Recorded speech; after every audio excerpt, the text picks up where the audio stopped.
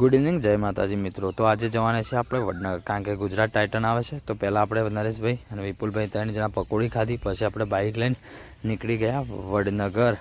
તો કાંઈ જોઈ શકો છો મ્યુઝિયમ, આપણા વડનગરનું મ્યુઝિયમ, અને આપણે પહોંચી ગયા મ્યુઝિયમ આગળ, કારણ કે ગુજરાત ટાઇટન ટીમ આવી ગઈ છે વડનગરમાં।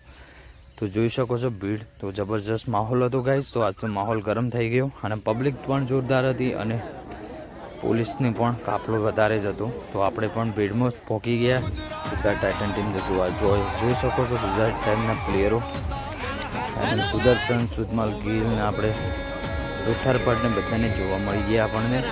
ફાઇનલી જોવા ગુજરાતને વડનગરની ધરતીની પહેલી વહેલા આપણે ક્રિકેટરને જોયા। હજી સુધી આપણે કોઈ ટીમની અંદર આઈપીએલ જોવા કે કોઈ જોવા નહોતા ગયા। પહેલી વાર આપણે આઈપીએલની ટીમને જોઈ, પછી જોવા ફાઇનલી ભીડ અહીંયા નીકળી ગઈ।